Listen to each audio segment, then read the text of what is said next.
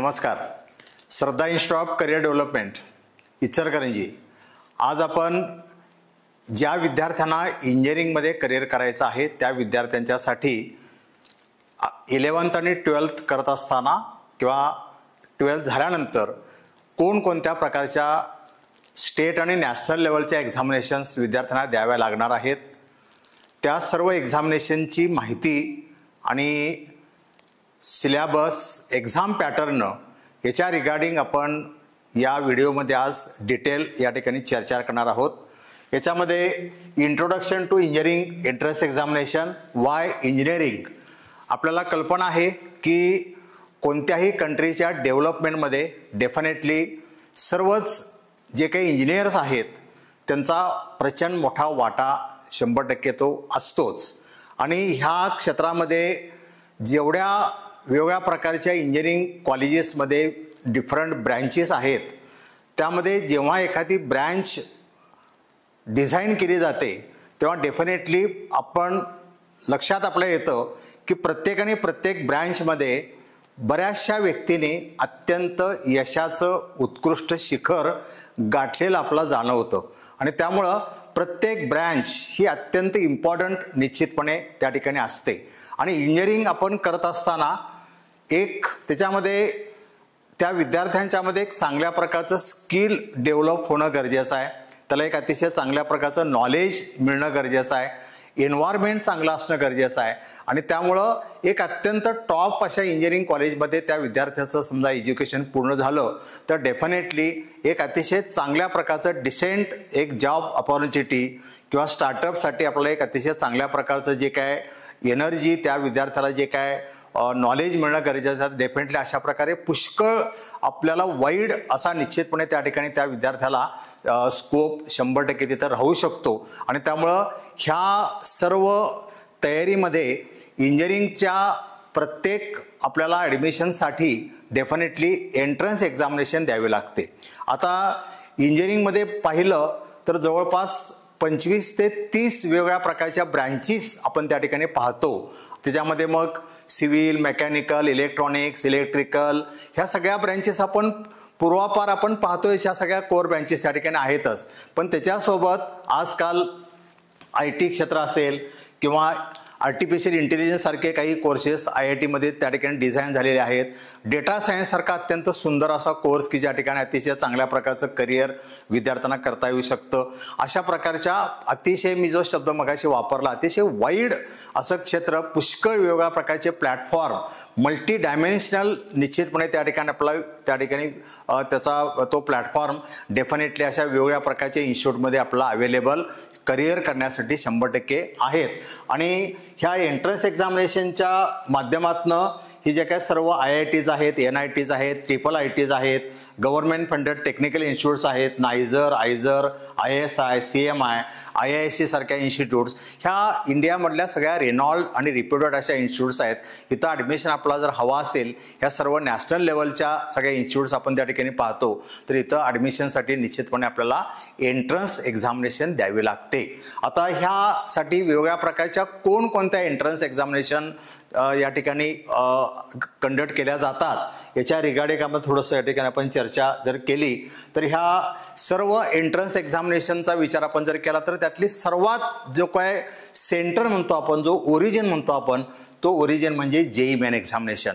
ही अत्यंत विद्यार्थ्यांनी अतिशय चांगल्या प्रकारे ह्या विद्यार्थ्यांनी सक्सेस मिळणं अतिशय गरजेचं आहे.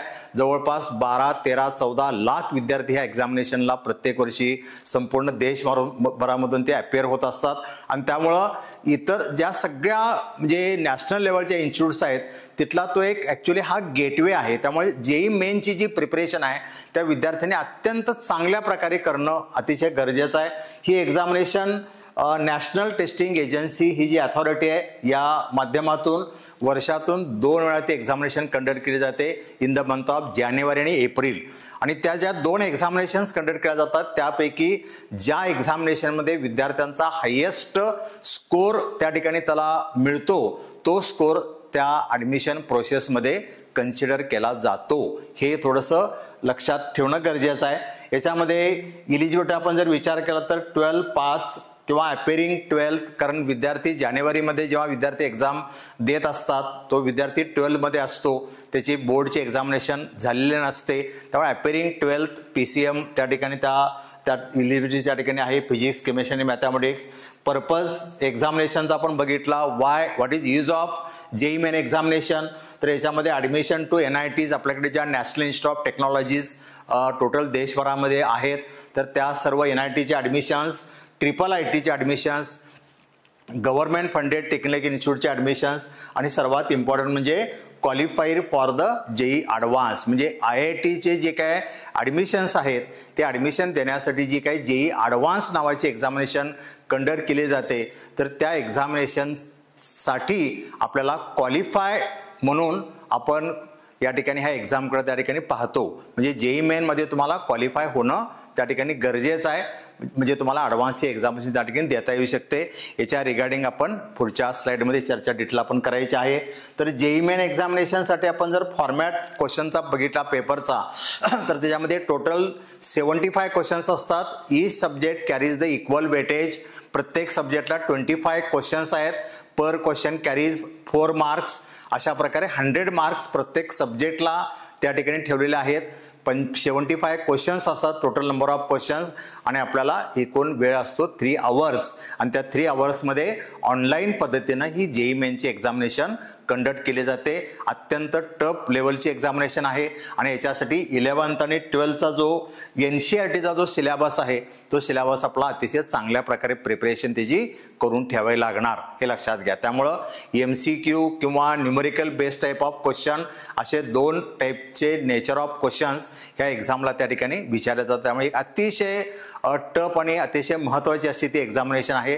त्यामुळे ह्या एक्झामिनेशनच्या प्रिपरेशनसाठी अतिशय आपल्याला एक चांगल्या प्रकारचं प्लॅनिंग निश्चितपणे आपण ते केलं पाहिजे, की जेणेकरून आपल्याला ह्या ज्या सगळे हे जे फॅक्टर्स सांगितले NIT किंवा IIIT किंवा गव्हर्नमेंट फंडेड टेक्निकल इन्स्टिट्यूट्स किंवा IIT मध्ये आपल्याला जर आपल्याला एक्झाम द्यायची असेल तर तुम्हाला ती पहिल्यांदा JEE मेनमधून तुमचं सिलेक्शन होणं अत्यंत गरजेचं असतं. हे सर्वच विद्यार्थ्यांनी आणि पालक बंधू भगिनींनी हे त्या ठिकाणी लक्षात ठेवणं अतिशय गरजेचं आहे.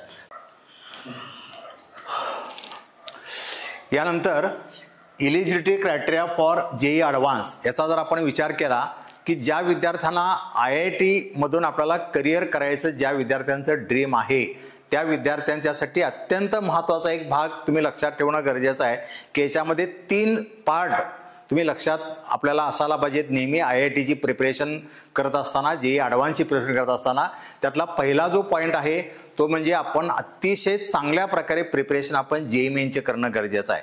कारण JEE मेनमध्ये जे काही देशभरामध्ये 14-15 लाख 13 लाख जे काही विद्यार्थी एक्झामला अपेअर होतात, तर त्याच्यामधून फर्स्ट 2.5 लाख रँकमध्ये आपण येणं अतिशय गरजेचं आहे. म्हणजे ती एक्झामिनेशन आपल्याला क्वालिफाय एक्झामिनेशन म्हणून त्या एक्झामकडे पाहिलं जातं. त्यामुळे तिथं आपण पहिल्यांदा ॲडव्हान्सची एक्झामिनेशन देण्यासाठी क्वालिफाय होणं गरजेचं आहे. That is the first thing. हे सर्वात महत्त्वाचं तुम्ही लक्षात ठेवा. सेकंड थिंग अशी आहे की जे काय NITs आहेत किंवा IITs आहेत किंवा IIITs आहेत किंवा गव्हर्नमेंट फंडेड टेक्निकल इन्स्टिट्यूट्स आहेत, याची जी काही संपूर्ण ॲडमिशन प्रोसेस असते ती प्रोसेस इथं चालते ह्या अंडर, ज्याला म्हणतो आपण जोसा, जॉईंट सीट ॲलोकेशन अथॉरिटी. आणि जोसा जो पार्ट आहे, जॉईंट सीट ॲलोकेशन अथॉरिटी, याच्यामध्ये आपल्याला ॲप्लिकेशन करण्यासाठी याच्यामध्ये आणखीन एक इम्पॉर्टंट कंडिशन महत्त्वाची आहे. ती कंडिशन म्हणजे आपले जे काय स्टेट लेवलची जी काय बोर्डची एक्झामिनेशन आहे, 12वीची बोर्डची एक्झामिनेशन, तर त्या 12च्या बोर्डच्या एक्झामिनेशनमध्ये आपल्याला जो काय स्कोर आहे तो 75% प्लस असणं अत्यंत गरजेचं आहे. ही एक कंडिशन त्या ठिकाणी महत्त्वाची लक्षात ठेवायची आहे. म्हणजे JEE मेनमधून आपण 2.5 लाखच्या अंडर रँक आपला आला पाहिजे, फर्स्ट थिंग. सेकंड थिंग, जे काय आपले बोर्डचे मार्क आहेत ते देखील अतिशय चांगले असणं गरजेचं आहे, हे लक्षात घ्या. ज्या विद्यार्थ्यांना 75% किंवा 75% प्लस मार्क बोर्डला मिळत नाही आहेत, त्यासाठी आणखीन एक कंडिशन त्या ठिकाणी त्यांनी दिलेली आहे. ती कंडिशन या ठिकाणी आपण जर पाहिली तर आपण within top 20% of your respective board, पहिल्या 20% स्टुडंटच्या मध्ये आपला नंबर येणं गरजेचं आहे. बोर्डच्या रिझल्टची आपण जर लिस्ट पाहिली तर त्याच्यामध्ये टॉप 20% मध्ये आपला जर नाव असेल तरी देखील आपण ह्या जोसा ह्या ॲडमिशन प्रोसेसमध्ये पार्टिसिपेट त्या ठिकाणी होऊ शकतो, म्हणजे आपण ॲप्लाय करू शकतो, हे लक्षात घ्या. त्यामुळे 75% जर मार्क आपल्याला मिळाले नाहीत तर आपले बरेचसे डोअर्स इंजिनिअरिंगमधले क्लोज होणार आहेत. याची अतिशय चांगल्या प्रकारची जाणीव सर्वच विद्यार्थ्यांनी पालकांनी लक्षात ठेवणं गरजेचं आहे, हे लक्षात घ्या महत्त्वाचं. म्हणजे त्यामुळं ज्या काही NITs आहेत की जिथं JEE मेन्सचाच स्कोअर कन्सिडर केला जातो, ट्रिपल ITs आहेत की जिथं JEE मेन्सचाच फक्त स्कोअर कन्सिडर केला जातो, तर तिथं देखील आपण ॲप्लाय करणं आपल्याला पॉसिबल नाही, हे लक्षात घ्या. कारण ह्या सर्व ज्या काही इन्स्टिट्यूट्स आहेत या सर्व इन्स्टिट्यूटच्या ॲडमिशन प्रोसेससाठी ही सिस्टीम सर्वात महत्त्वाची आहे. आणि इथं ॲप्लाय करण्यासाठी बोर्डला 75% मार्क पडणं गरजेचं आहे. त्यामुळे आपण कॉम्पिटिटिव्हच्या सोबत बोर्डची देखील प्रिपरेशन अत्यंत आपली चांगली असणं अत्यंत गरजेचं आहे, हे थोडंसं लक्षात या ठिकाणी आपण ठेवायचं आहे. तर याच्यामध्ये ह्या सर्व इलिजिबिलिटीचा आपण जर विचार केला तर हा सर्व एक अतिशय आपण गांभीर्यपूर्वक या सगळ्या भागाचा सगळा पार्ट तो लक्षात ठेवणं गरजेचं आहे. आणि तिसरा जो मुद्दा मी सांगतोय तो तिसरा मुद्दा म्हणजे केवळ आपण याच्यामध्ये क्वालिफाय होणंही उपयोगाचं नाही आहे. ज्या काय IITच्या आपण नंबर ऑफ सीट्स पाहिल्या तर तिथं जो काय एक्सपेक्टेड रँक आहे एक डिसेंट रँक, तर तो डिसेंट रँक आपला कॅच करणं अतिशय गरजेचं आहे. त्यामुळं JEE मेन्सच्या एक्झामिनेशनमधून आपण क्वालिफाय झालो, ठीक आहे. 12ला 75% किंवा 75% प्लस मार्क पडले, और suppose you are in the first top 20% in the list of board merit list, हे ठीक आहे.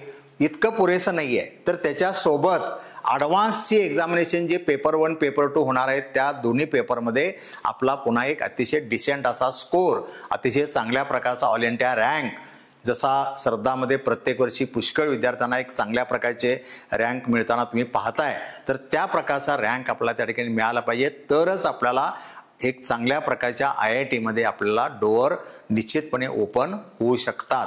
त्यामुळे ह्या सगळ्या गोष्टींचा अतिशय आपण बारकाईने हे सगळे रूल रेग्युलेशन्स आपण ते लक्षात ठेवून आपण त्या ठिकाणी काम करणं, त्याचं नियोजन करणं, स्टडी करणं, याचा वरती विचार आपण त्या ठिकाणी केला पाहिजे.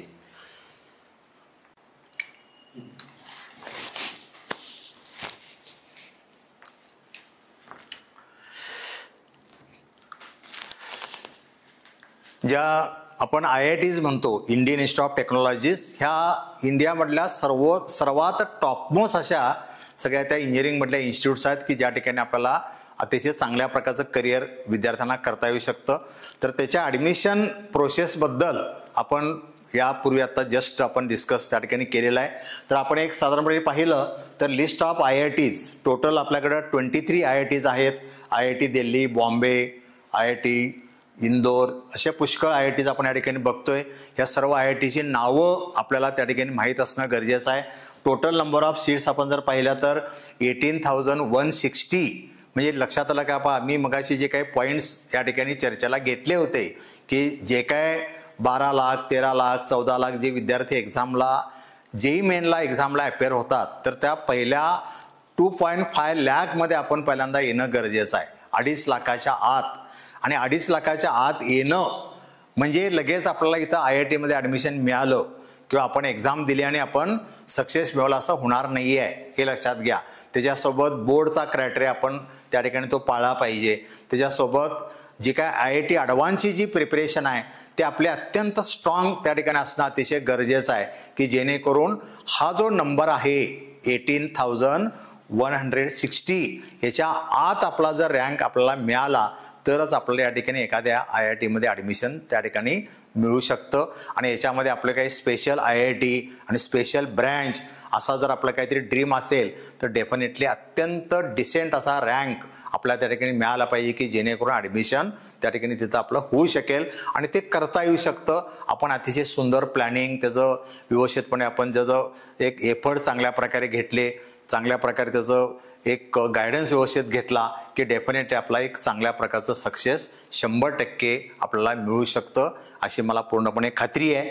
याच्यामध्ये आपण काही पूर्वी पॅरेंट्स मीटिंग, स्टुडंट्स मीटिंग देखील कंडक्ट केलेल्या होत्या त्या मीटिंगमध्ये देखील आपण मुद्दा आपण चर्चेला घेतला होता की त्यावेळेला 2024 आणि 25 ह्या दोन्हीचं कंपॅरिझन आपण जर केलं तर 24 मध्ये काही नंबर ऑफ सीट्स थोड्याशा कमी दाखवल्या होत्या, परंतु आता रिसेंट आपण जर डेटा बघितला तर यातल्या बऱ्याचशा IITs मध्ये नवीन वेगळ्या प्रकारचे काही ब्रँचेस डेव्हलप त्या ठिकाणी झालेत, कोर्सेस डेव्हलप झाले आहेत. फॉर एक्झाम्पल AI सारखे कोर्सेस काही IIT मध्ये इंट्रोड्यूस झालेले आहेत, डेटा सायन्स सारखे कोर्सेस काही ठिकाणी काही IIT मध्ये इंट्रोड्यूस झालेत आणि त्यामुळे त्या ब्रँचेस एक्स्ट्रा डेव्हलप झाल्यामुळं तिथं नंबर ऑफ सीट्स ॲड झालेले आहेत आणि त्यामुळं सध्या रिसेंट जो काय डेटा आहे तर तो रिसेंट डेटा 18,160 इतका त्या ठिकाणी नंबर ऑफ सीट्स आपल्याला थोड्या प्रमाणात वाढलेल्या त्या ठिकाणी दिसत आहेत, हे लक्षात. त्यामुळे ही आपल्याला एक अतिशय चांगल्या प्रकारची सुवर्ण संधी म्हणून आपण याच्याकडे पाहायला काय हरकत नाही.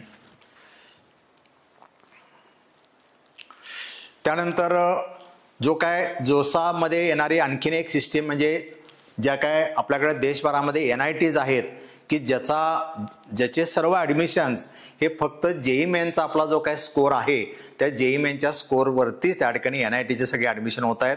नॅशनल इन्स्टिट्यूट ऑफ टेक्नॉलॉजीज देशभरामध्ये आपल्याकडं जवळपास 32 अशा प्रकारे इन्स्टिट्यूट्स आहेत. अतिशय चांगल्या प्रकारचे कोर्सेस, चांगल्या प्रकारचे प्लेसमेंट्स डेफिनेटली या बऱ्याचशा NIT मध्ये आपल्याला पाहायला मिळतं. हे सर्व आपण जर नेटवरती आपण एक ओव्हरऑल सर्व एक आपण ॲव्हरेज पॅकेज पाहिलं प्रत्येक NITचं तर अतिशय सुंदर डिसेंट असं तुम्हाला त्या ठिकाणी ती फिगर निश्चितपणे पाहायला मिळू शकतं आणि त्यामुळे त्या ठिकाणी तिथलं इन्फ्रास्ट्रक्चर, तिथल्या सगळ्या फॅसिलिटीज, फॅकल्टीज हा सगळा भाग आपण बघितला तर अतिशय आपला जो काय स्टुडंट आहे तो निश्चितपणे एक अतिशय प्राऊड फील करेल अशा टाईपच्या सगळ्या ह्या इन्स्टिट्यूट आपल्या ठिकाणी आपण या ठिकाणी पाहतोय. अशा एकूण जवळपास 32 NITs आपल्या देशभरामध्ये आहेत आणि त्यामध्ये टोटल नंबर ऑफ सीट्स 24,525 ही देखील फिगर रिसेंट फिगर मी तुम्हाला या ठिकाणी दाखवतोय. पूर्वीच्या काही पालक मीटिंगमध्ये आपण ज्या काय स्लाईड दाखवलेल्या आहेत त्यावेळेला काही कोर्सेस त्या ठिकाणी डेव्हलप झाले नव्हते. आता काही कोर्सेस काही नवीन NITs मध्ये ह्या ठिकाणी चालू झालेले आहेत आणि त्यामुळे ते देखील कोर्सेसमधल्या सीट्स आपण टोटल सगळ्या कन्सिडर केल्या तर सध्या प्रेझेंटली 24,525 एवढ्या सीट्स आहेत आणि ह्या एक्झामिनेशनला जवळपास 12-13 लाख विद्यार्थी एक्झामला बसत असतात आणि 12-13 लाख विद्यार्थ्यांच्या मधून आपलं सिलेक्शन होणं नंबर ऑफ सीट्स आपण जर पाहिल्या तर डेफिनेटली ते कुठेतरी पूर्णपणे इन्व्हर्सली प्रोपोर्शनल पॅटर्नमध्ये सध्या दिसतं आणि त्यामुळे निश्चितपणे फार मोठी तयारी आणि सुंदर त्याचं प्लॅनिंग आपलं ह्या एक्झामसाठी देखील आपलं असणं गरजेचं आहे. त्याच्यासोबत जी काही JEE मेनची एक्झामिनेशन आहे त्या एक्झामिनेशनचा स्कोर कन्सिडर करणारे आणखीन काही आपल्याकडे इन्स्टिट्यूट्स आहेत त्यामध्ये IITs. तर त्या IITची संख्या आपण बघितली तर 26 IITs आहेत. एक IIT या ठिकाणी आता ॲड झालेले आहे. टोटल सध्या 2025 साठी टोटल 26 IITs आहेत आणि त्या IITचा जर आपण नंबर ऑफ सीट्स बघितल्या तर 9,940 इतक्या सीट्स आपल्याकडे IIT मध्ये या ठिकाणी बघायला मिळतात. ह्या देखील IITचा जे काय सगळे ॲडमिशन्स आहेत ह्या ॲडमिशनसाठी JEE मेनचा स्कोर त्या ठिकाणी कन्सिडर केला जातो. त्यामुळे मी सुरुवातीला JEE मेनची स्लाईड दाखवताना तुम्हाला सांगितलं होतं की हा सेंटर आहे, तो ओरिजिन आहे, लक्षात घ्या. त्यामुळे JEE मेन आपण अत्यंत थरली आणि अतिशय एक ब्राईट सक्सेस आपला जर मिळालं तर डेफिनेटली बरेचसे डोअर्स आपल्याला ह्या इंजिनिअरिंगच्या प्लॅटफॉर्ममध्ये ओपन होण्यासाठी चांगल्या प्रकारची मदत होऊ शकते आणि त्यामुळे आउट ऑफ 300 अत्यंत मोठा स्कोर आपल्याला ह्या JEE मेनच्या एक्झामिनेशनमध्ये आपल्याला मिळवावं लागणार. हे थोडंसं डोक्यात ठेवून आपण काम या ठिकाणी करायचं आहे, हे लक्षात घ्या. त्यानंतर ह्या ज्या आणखीन एक फार महत्त्वाचा या ठिकाणी सेक्टर आहे. संपूर्ण देशभरामध्ये सेंट्रल गव्हर्नमेंटच्या माध्यमातून फंडेड अशा काही बऱ्याचशा इन्स्टिट्यूट्स आहेत, गव्हर्नमेंट फंडेड टेक्निकल इन्स्टिट्यूट्स. तर ह्याचे देखील सगळे जे काही ॲडमिशन्स आहेत हे सगळे ॲडमिशन जोसा जे काही सिस्टीम आहे मगाशी आपल्याला सांगितली त्या माध्यमातून त्या ठिकाणी सगळे ॲडमिशन होतात. संपूर्ण देशभरामध्ये आपण जर विचार केला तर जवळपास 47 अशा गव्हर्नमेंट फंडेड टेक्निकल इन्स्टिट्यूट्स आहेत. ह्या सर्व इन्स्टिट्यूटची नावं या ठिकाणी आपण आपल्याकडं इथं दाखवलेली आहेत. पुष्कळ आपण बघतोय सर्व देशभरामध्ये प्रत्येक स्टेटमध्ये बऱ्याचशा त्या ठिकाणी आपल्याला या ठिकाणी सगळ्या हे युनिव्हर्सिटीज या ठिकाणी पाहायला मिळतात. टोटल संख्या आपण पाहिली आणि नंबर ऑफ सीट जर बघितले तर total government funded technical institute 47 आहेत. 24चा डेटा आपण बघितला तर 41 होत्या. आता आणखीन एक 6 इन्स्टिट्यूट्स यावर्षी आपल्याकडे ॲड झालेले आहेत. त्यामुळं इन्स्टिट्यूटची संख्या वाढलेली आहे, नंबर ऑफ सीट्स वाढलेले आहेत. त्यामुळे डेफिनेटली जे काय नवीन इन्स्टिट्यूट्स आहेत त्या ठिकाणी वेगवेगळ्या प्रकारचे जे काय अतिशय सध्या इंडस्ट्रीला देशाच्या प्रगतीसाठी नवीन नवीन जे काय आपल्याला ब्रँचेस ओपन करणं स्टार्ट करणं गरजेचं आहे. हा भाग विचारात घेऊन त्यांनी सगळी डेव्हलपमेंट निश्चितपणे केलेली आहे. आणि त्यामुळं अक्षरशः विद्यार्थ्यांना तर मी असं सांगेन की आपल्या दारामध्ये अशा वेगवेगळ्या प्रकारच्या संधी आलेल्या आहेत आणि त्यामुळे त्या संधींचा फायदा तुम्ही करून घेतला पाहिजे असं माझं मत आहे. आणि अशा एकूण टोटल 47 इन्स्टिट्यूट्समध्ये जवळपास 10,228 इतक्या त्या ठिकाणी सीट्स आपल्याकडे अवेलेबल आहेत, हे लक्षात घ्या. त्याच्यामध्ये ह्या गव्हर्नमेंट फंडेड टेक्निकल इन्स्टिट्यूटच्या सोबत 11th आणि 12th करत असताना आणखीन काही वेगवेगळ्या प्रकारचे विद्यार्थ्यांना इंजिनिअरिंगच्या प्लॅटफॉर्मवरती आणखीन काही ऑप्शन्स आपल्याला त्या ठिकाणी देता येतात. आणि त्यामुळे त्याचा आपण जर विचार केला तर ती देखील तयारी आपण ह्या माध्यमातून 11th आणि 12thच्या बरोबर त्या ठिकाणी करू शकतो आणि त्याही आपल्याला एक्झामिनेशन सेपरेटली त्या ठिकाणी देता येऊ शकतात. अशा काही एक्झामचा आपण जर विचार केला तर त्याच्यामध्ये ही एक आणखीन अत्यंत म्हणजे प्रेस्टिजियस अशी त्या ठिकाणी एक्झामिनेशन आहे BITSAT, Birla institute of technologies. आपल्याकडे देशभरामध्ये टोटल 3 कॅम्पस आहेत, बीड्स, पिलानी, गोवा आणि Hyderabad. Total Birla institute of टेक्नॉलॉजीचे जगामध्ये 4 आपण त्या ठिकाणी त्याचं ब्रँचेस आपण पाहतोय. हे 3 आपल्याकडे इंडियामध्ये आहेत आणि एक त्यांची ब्रँच दुबईमध्ये पण एक त्यांचं कॉलेज आहे.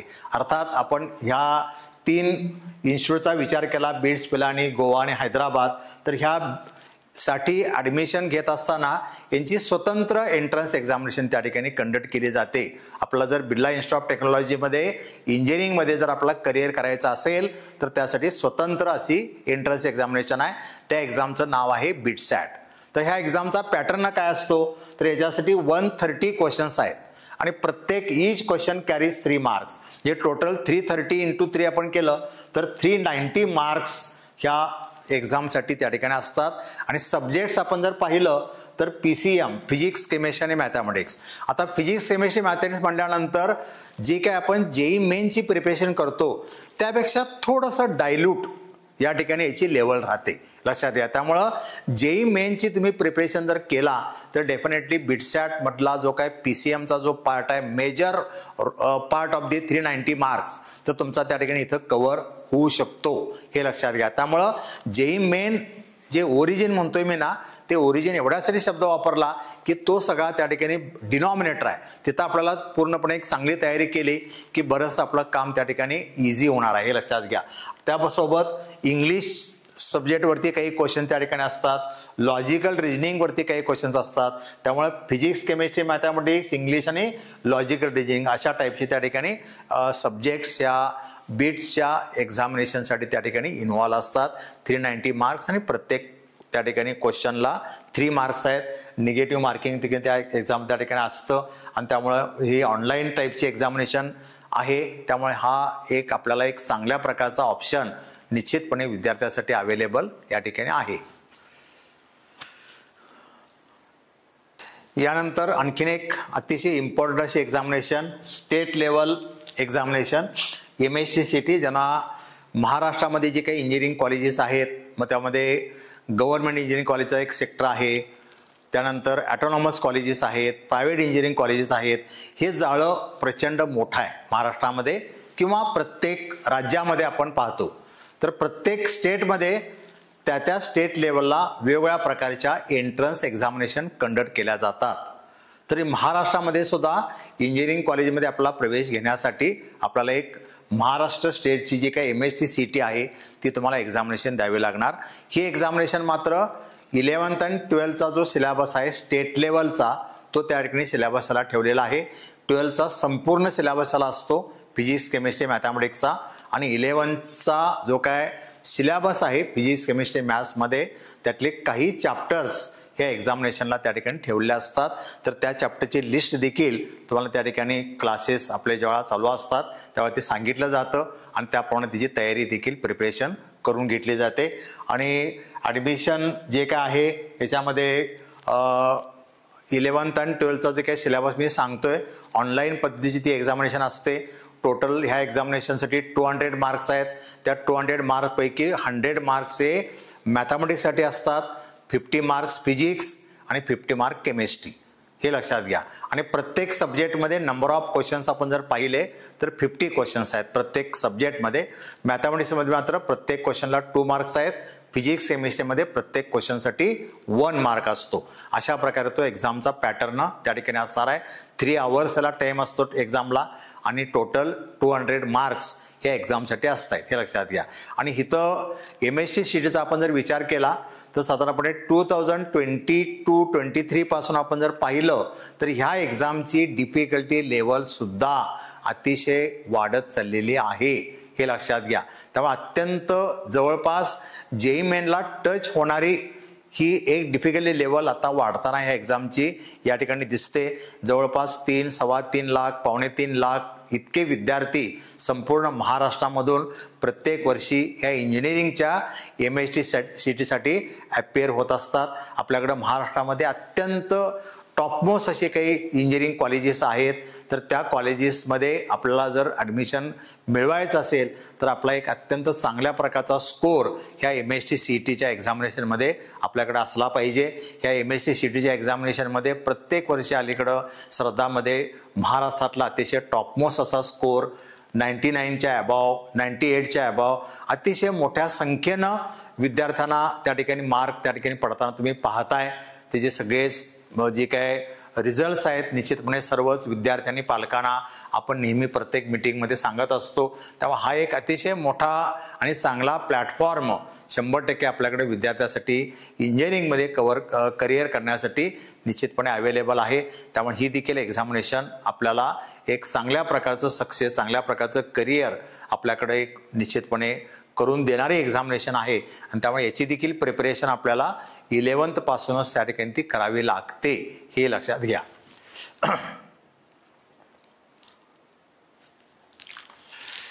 त्यानंतर आणखीन एक फार इम्पॉर्टंट प्लॅटफॉर्म UCED, जे काय प्रोडक्ट डिझायनिंग हा जो काय कोर्स आहे तो काही IITs मध्ये आणि काही IIIT मध्ये, एकच IIIT आहे IIIT जबलपूर, बाकी IIT Bombay, IIT Delhi, IIT Guwahati, IIT Indore, IIT Roorkee आणि IIT जबलपूर ह्या ज्या इन्स्टिट्यूट्स आहेत ह्या इन्स्टिट्यूटमध्ये एक प्रोडक्ट डिझायनिंगचा एक इंजिनिअरिंगचा सेपरेट कोर्स आहे. तर त्या कोर्सच्या ॲडमिशनसाठी जे काय JEE मेन असेल किंवा JEE ॲडव्हान्स असेल तर त्या माध्यमातनं याचं ॲडमिशन होत नाही. तर प्रोडक्ट डिझायनिंगचा जो कोर्स आहे तर त्या कोर्सच्या ॲडमिशनसाठी एक स्वतंत्र एंट्रन्स एक्झामिनेशन ती कंडक्ट केली जाते. त्या एक्झामचं नाव आहे UCED, हे लक्षात घ्या. ह्या UCEDमध्ये नेमकं काय फॉर्मॅट आहे तर there are total 84 questions. 84 questions आहेत, परंतु क्वेश्चनची व्हरायटी वेगळ्या प्रकारची असते. जसं आपण IIT ॲडव्हान्समध्ये पाहतो की complex questions, different type of questions त्यामध्ये विचारले जातात, तसं ह्या UCEDच्या एक्झामला देखील ही IITची एंट्रन्स एक्झामिनेशन आहे, लक्षात घ्या. आणि त्यामुळे मल्टिपल चॉईस क्वेश्चन्स आहेत, MCQ म्हणतो आपण. त्यानंतर मल्टी सिलेक्ट क्वेश्चन्स आहेत, MSQ एक टाईप आहे क्वेश्चनचा. आणि त्यानंतर न्यूमरिकल ॲबिलिटी टेस्ट म्हणजे मॅथमॅटिक्सचे काही क्वेश्चन्स यामध्ये त्या ठिकाणी एक्झामला विचारले जातात. त्यामुळं याची प्रिपरेशन करण्यासाठी फिजिक्स आणि केमिस्ट्री हा पार्ट इथं लागत नाही, हे लक्षात घ्या. ही एक वेगळ्या प्रकारची एक्झामिनेशन आहे. आणि त्यामुळं निश्चितपणे एक अतिशय चांगलं करिअर ह्या एक्झामच्या माध्यमातून आणि आपल्याला जे काय IIT मध्ये ॲडमिशन मिळवायचं जे काय ड्रीम आहे का स्पेशल कोर्ससाठी, तर त्याच्यासाठी एक्झामिनेशन त्या ठिकाणी ही कंडक्ट केली जाते. 200 मार्क्सचा एक पेपर त्या ठिकाणी असतो आणि दुसरा जो पेपर आहे तो 100 मार्क्सचा त्या ठिकाणी आहेत.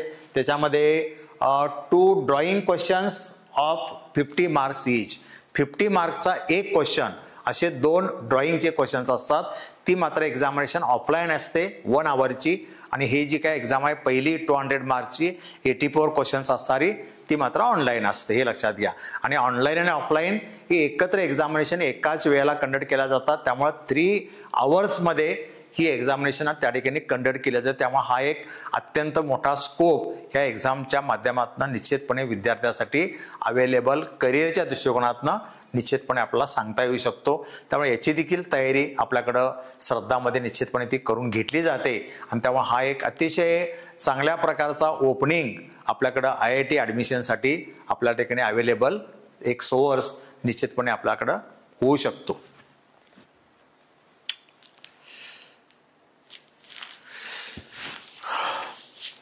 त्यानंतर ज्या विद्यार्थ्यांना रिसर्च आणि जॉब या दोन्ही प्लॅटफॉर्मवरती आपला समजा ज्याचा आपला विचार करायचा आहे, करिअर करायचा आहे, जिथं 100% प्लेसमेंट, 100% तुम्हाला चांगल्या प्रकारचं करिअर होणार याची गॅरंटी असणाऱ्या सगळ्या इन्स्टिट्यूट्स आहेत. आयझर तर देशभरामध्ये टोटल 7 आयझर्स आहेत.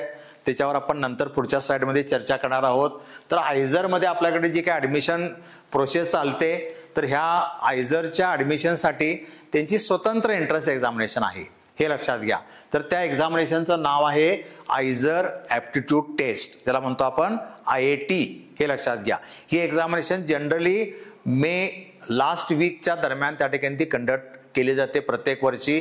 तर त्याचं सगळं शेड्यूल किंवा प्रत्येक एक्झामिनेशनचे फॉर्म भरण्याची प्रोसेस, त्याचं जे काय संपूर्ण जे काय पुढं ॲडमिशनपर्यंत चालणारी जी प्रोसेस आहे याचं संपूर्ण मार्गदर्शन विनामूल्य आपल्याकडं संस्थेमध्ये प्रत्येक वर्षी सर्वच विद्यार्थ्यांना ते अवेलेबल असतं, केलं जातं. त्यासाठी आपल्याकडे एक स्वतंत्र टीम कार्यरत असते. त्यामुळं कोणत्याही सर्वसामान्य कुटुंबातील पालकांना, विद्यार्थ्यांना कुठल्याही प्रकारची काही काळजी करायची आवश्यकता नसते. सर्व प्रकारची यंत्रणा आपल्याकडे संस्थेमध्ये अवेलेबल निश्चितपणे ती केलेली आहे आणि त्यामुळं स्टडीच्या सोबत इतर जे काय ॲडमिशन प्रोसेसमध्ये लागणारे सगळे डॉक्युमेंट्स असतात, ॲडमिशन प्रोसेस प्रत्येक इन्स्टिट्यूटची कशी चालते, IIT असेल, NIT असेल, IIITs असतील, गव्हर्नमेंट फंडेड इन्स्टिट्यूट असतील, आयझर असेल, UCETच्या माध्यमातून ॲडमिशन्स असतील, नीटच्या माध्यमातून मेडिकल कोर्समधले ॲडमिशन असतील, या सर्व प्रकारच्या एक्झामिनेशनचे सगळे फॉर्म आणि ॲडमिशन प्रोसेसची संपूर्ण माहिती, संपूर्ण मार्गदर्शन हे निश्चितपणे आपल्याला श्रद्धामध्ये नेहमी त्या ठिकाणी प्रत्येक वर्षी त्या विद्यार्थ्यांना केलं जातं की जेणेकरून कोणत्याही पालकाला ॲडमिशन प्रोसेसची माहिती नसल्यामुळं त्याचं कोणतं नुकसान होऊ नये याची प्रिकॉशन निश्चितपणे संस्था लेवलला अतिशय चांगल्या प्रकारे निश्चितपणे ती घेतलेली आहे, हे लक्षात घ्या. तर आयझरचा आपण जर विचार केला तर याच्यामध्ये 4 सब्जेक्ट्स आहेत, फिजिक्स, केमिस्ट्री, मॅथमॅटिक्स आणि बायोलॉजी. त्या एक्झामिनेशनला प्रत्येक सब्जेक्टचे टोटल 15 क्वेश्चन्स असतात. 15 क्वेश्चन्स फिजिक्स, 15 केमिस्ट्री, 15 मॅथमॅटिक्स आणि 15 बायोलॉजी. अर्थात ज्या विद्यार्थ्यांना बायोलॉजी ज्यांच्याकडे नाही आहे, ज्या विद्यार्थी घेतलं नाही आहे त्या विद्यार्थी घाबरायचं काय काम नाही आहे. फिजिक्स, केमिस्ट्री आणि मॅथ्सच्या वरती देखील आपल्याला एक अत्यंत चांगला स्कोर याच्यामध्ये आपला करता येतो आणि जे काय 4 सब्जेक्ट आहेत त्यातले फक्त बेस्ट ऑफ 3 हा स्कोर त्या ठिकाणी कन्सिडर केला जातो, हे लक्षात घ्या. त्यामुळं ज्यांचं बायोलॉजी नाही आहे किंवा ठेवलं नाही आहे त्यांनी घाबरायचं काय काम नाही आहे. किंवा जे काही विद्यार्थी मेडिकलची तयारी करायला लागले नीट एक्झामची, तर त्या विद्यार्थ्यांना सुद्धा फिजिक्स, केमिस्ट्री, बायोलॉजीच्या माध्यमातून ही आयझरची IIT एक्झामिनेशन देता येऊ शकते. कारण त्या विद्यार्थ्यांच्यासाठी सुद्धा अतिशय चांगल्या प्रकारचे रिसर्च ओरिएंटेड, जॉब ओरिएंटेड आपल्याकडं कोर्सेस वेगवेगळ्या प्रकारच्या आयझर्समध्ये अवेलेबल आहेत, हे लक्षात घ्या. त्यामुळे हे दोन्ही ग्रुपच्या विद्यार्थ्यांना निश्चितपणे एक्झाम देता येऊ शकते. याच्यामध्ये 3 आवर्स एक्झामिनेशन आहे, 4 मार्क्स आहेत प्रत्येक क्वेश्चनला JEE मेन पॅटर्न प्रमाणे आणि 1 मार्क निगेटिव्ह मार्किंग आहे. टोटल नंबर ऑफ क्वेश्चन्स आपण पाहिले तर 60 क्वेश्चन्स आहेत. ही सब्जेक्ट 15 क्वेश्चन्स असल्यामुळं तर एकूण टोटल याला 240 मार्क्सचा तो पेपर त्या ठिकाणी असतो. ही एक्झामिनेशन ऑनलाईन पद्धतीनं कंडक्ट केली जाते, हे लक्षात घ्या. याच्यामध्ये आपण आयझरचा जर विचार केला, मी मगाशी सांगितलं आपल्याला की टोटल आपल्या देशभरामध्ये 7 आयझर आहेत. तुम्ही नेटवरती प्रत्येक आयझरचा जर कॅम्पस पाहिला आणि सर्व तिची डिटेल आपण इन्फॉर्मेशन पाहिली तर निश्चितच आपलं असं वाटून राहतं की डेफिनेटली आपल्या मुलाचं किंवा मुलीचं शिक्षण डेफिनेटली ह्या अशा प्रकारच्या एखाद्या इन्स्टिट्यूटमध्ये व्हावं. ह्या सगळ्या इन्स्टिट्यूट्स, मग त्या IITs असतील, NITs असतील, IIITs असतील, गव्हर्नमेंट फंडेड टेक्निकल इन्स्टिट्यूट्स असतील, आयझर्स असेल, IISc बेंगलोर असेल, ह्यांचा संपूर्ण कॅम्पस, तिथला सेटअप, लायब्ररी, हॉस्टेल्स, ह्या सगळ्या आपण भागाचा जर विचार केला, फॅकल्टीज, तर डेफिनेटली अतिशय म्हणजे आपल्याला असं वाटतं की निश्चितपणे आपल्या मुलांचं एज्युकेशन अशा प्रकारच्या एक अतिशय टॉपमोस्ट अशा इन्स्टिट्यूटमध्ये व्हावं की जेणेकरून संपूर्ण देशभरातली क्रीम स्टुडंट्स त्या ठिकाणी एज्युकेशन घेताना तुम्हाला त्या ठिकाणी पाहायला मिळेल की जेणेकरून आपल्याला देखील एक चांगल्या प्रकारचा स्कोप एक तिथं अवेलेबल होऊ शकतो. अशा प्रकारच्या सगळ्या इन्स्टिट्यूट्स निश्चितपणे आपल्याकडे अवेलेबल आहेत. त्याचे ॲडमिशन्स आपल्याला मिळू शकतात जर आपण प्रॉपरली प्लॅनिंगनं अभ्यास केला तर. हे लक्षात घ्या. तर याच्यामध्ये हे सगळे आपण आयझर पाहिले तर टोटल जे काही 7 आयझर्स आहेत, मी इथं रँक प्रमाणे इथं सगळं इथं उल्लेख दाखवलेला आहे. त्यामध्ये मला अभिमान वाटतो की पहिल्या टॉपला आपल्याकडं आयझर पुण्याचा रँक त्या ठिकाणी लागतो. आणि हे सगळे जे 7 आयझर्स आहेत याच्यामध्ये एक कॉमन कोर्स आहे 4 आणि 5 इयरचा BS and MS program, bachelor of science आणि bachelor of master of science program. हे लक्षात घ्या सर्व आयझर्समध्ये. आणि बाकीचे काही आयझर असे आहेत की त्यामध्ये आणखीन काही टेक्निकल वेगळ्या प्रकारच्या ब्रँचेस, वेगळ्या प्रकारचे कोर्सेस त्या ठिकाणी आपल्याला पाहायला मिळतात. आयझर कलकत्तामध्ये कम्प्युटेशनल अँड डेटा सायन्स अतिशय सुंदर कोर्स निश्चितपणे त्या आयझर कलकत्तामध्ये त्या ठिकाणी अवेलेबल आहे.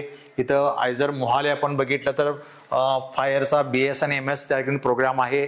आयझर भोपाळ BTech 4 इयर प्रोग्राम आहे. इलेक्ट्रिकल आहे, कम्प्युटर सायन्स आहे, मेकॅनिकल आहे, BS इकॉनॉमिक्स आहे. हा जो पार्ट आहे तो निश्चितपणे आपल्याला एक अतिशय चांगल्या प्रकारच्या ऑपॉर्च्युनिटीज इथं आपल्याला मिळू शकतात. अशा प्रकारचे डिफरंट कोर्सेस आयझर भोपाळमध्ये देखील या ठिकाणी अवेलेबल या ठिकाणी दिसत आहेत आपल्याकडं. यानंतर आपण आयझर इथं तिरुअनंतपुरमचा जर विचार केला तर इथं BS MS फायर प्रोग्राम या ठिकाणी अवेलेबल आहे. आयझर तिरुपतीमध्ये BS MS फायर प्रोग्राम अवेलेबल आहे. त्यानंतर आणखीन एक महत्त्वाचं म्हणजे economic and strategical science degree हा एक वेगळा कोर्स.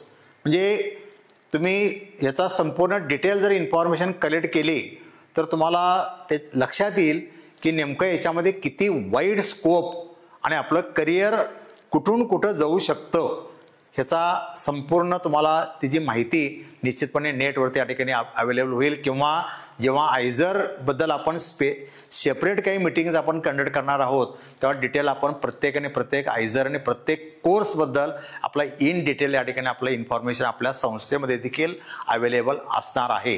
हे लक्षात घ्या.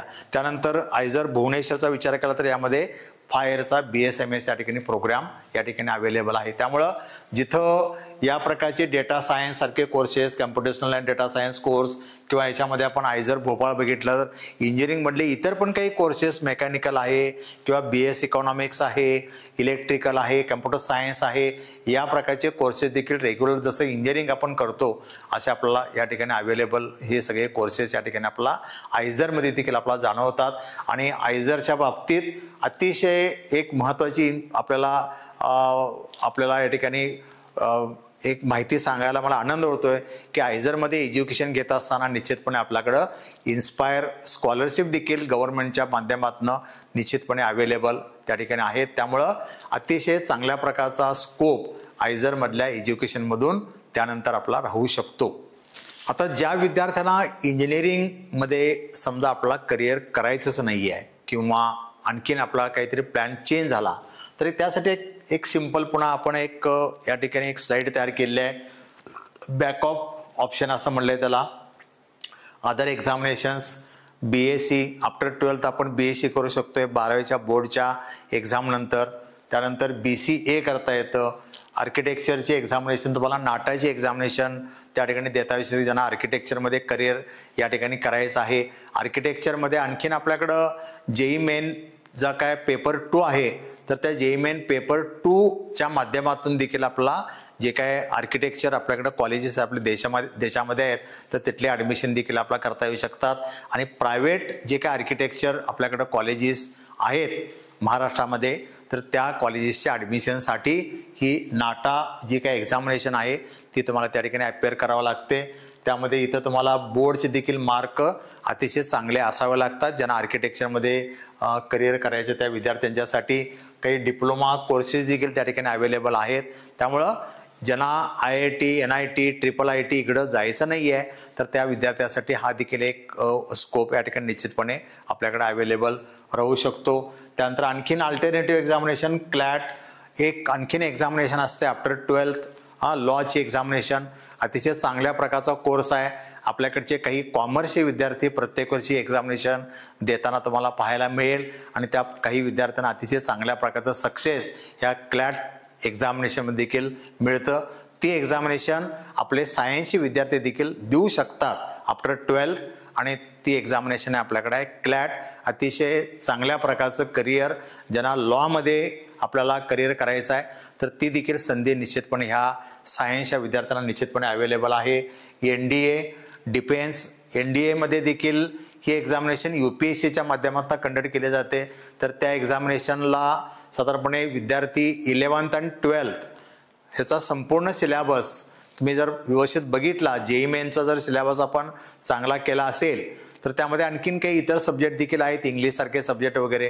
तर ती तयारी साधारणपणे तुम्ही 11th एक्झाम झाल्यानंतर तुम्ही 12th करत असताना जे काही वेगवेगळ्या प्रकारच्या एक्झामिनेशन तिथं 1-2 आपल्या त्या ठिकाणी सिटिंग अवेलेबल आहेत तर ते आपण फॉर्म भरून NDAमध्ये देखील आपला त्या ठिकाणी चांगल्या प्रकारची संधी त्या ठिकाणी अवेलेबल आहे. आणि अलीकडं गव्हर्नमेंटनं गर्ल्ससाठी सुद्धा काही सीट्स NDAमध्ये त्या ठिकाणी रिझर्व्ह ठेवलेले आहेत. तर पूर्वी मुलींना NDAमध्ये ॲडमिशन दिलं जात नव्हतं परंतु गेल्या 2 वर्षापासून तर गर्ल्सना देखील NDAची एक्झामिनेशन देता येऊ शकते आणि त्यामुळे त्या माध्यमातून देखील आपलं एक चांगल्या प्रकारचं करिअर ह्या ठिकाणी आपला करता येऊ शकतं. अशा प्रकारचे वेगवेगळ्या प्रकारचे ऑप्शन्स निश्चितपणे आपल्याकडं 12th झाल्यानंतर किंवा 12th करत असताना निश्चितपणे अशा पुष्कळ एक्झामिनेशन आपल्याला द्याव्या लागणार आहेत. त्यामुळं बोर्डची एक्झामिनेशन ही एक इलिजिबिलिटी क्रायटेरिया म्हणून आपल्याला बघावं लागणार आहे परंतु ती एक्झामिनेशन अत्यंत महत्त्वाची आहे. त्याच्यासोबत तुम्हाला कॉम्पिटिटिव्हच्या ज्या काही एक्झामिनेशनच्या ज्या म्हणजे प्रिपरेशन्स आहेत त्या अत्यंत स्ट्रॉंगली कराव्या लागणार आहेत. कारण त्या कॉम्पिटिटिव्ह एक्झामिनेशनची प्रिपरेशन ही निश्चितपणे स्टेट लेवलपेक्षा नॅशनल लेवलला त्याचं कॉम्पिटिशन तुम्हाला प्रचंड पाहायला मिळतं. कारण या सगळ्या नॅशनल लेवलच्या एक्झामिनेशन्स आहेत. JEE मेन असेल, JEE ॲडव्हान्स असेल, UCET असेल, IISER असेल, BITSAT असेल, ह्या सगळ्या एक्झामिनेशन आपण जर पाहिल्या तर डेफिनेटली सगळ्या तिथं देशभरामधून लाखो विद्यार्थी त्या एक्झामला प्रयत्न करत असतात आणि त्याच्यातून आपल्याला सक्सेस मिळवणं हे निश्चितच एक त्याला वेगळ्या प्रकारचं प्लॅनिंग, गायडन्स आणि अतिशय सुंदर आपलं सगळं त्या ठिकाणी ते मटेरियल असेल, टेस्ट सिरीज असेल, हे सगळं आपल्याकडे अतिशय स्ट्रॉंग असायला पाहिजे आणि ती तयारी आपण 2 वर्ष अतिशय सुंदररित्या करू शकतो. आणि ह्या व्हिडिओच्या माध्यमातून तुम्हाला जे काय इथं या ठिकाणी मार्गदर्शन या ठिकाणी केलं ह्याचा निश्चितपणे तुम्हाला एक चांगल्या प्रकारचा एक बेनिफिट होईल आणि तुम्हाला एक चांगल्या प्रकारचा टार्गेट आपल्याला गोल फिक्स करायला याचा एक हेल्प होऊ शकेल. आणि ह्या एक्झामिनेशन्स किती आहेत, किती कॉम्पिटिशन आहे, किती सीट्स अवेलेबल आहेत ह्याची संपूर्ण डिटेल माहिती देणारा या ठिकाणी हा व्हिडिओ आहे. आणि त्यामुळे निश्चितच मला खात्री आहे की या व्हिडिओच्या माध्यमातून आपल्याला एक चांगल्या प्रकारची दिशा 100% मिळेल याची मला खात्री आहे. आणि तुमचं अतिशय ह्या लाईफमध्ये ह्या व्हिडिओच्या माध्यमातून एक ड्रास्टिक तुमच्यामध्ये बदल व्हावा आणि तुम्ही अतिशय मोठ्या प्रमाणामध्ये कामाला लागावं अशी एक मी अपेक्षा आपल्याकडनं करतो आणि माझं मनोगत थांबवतो. थँक्यू.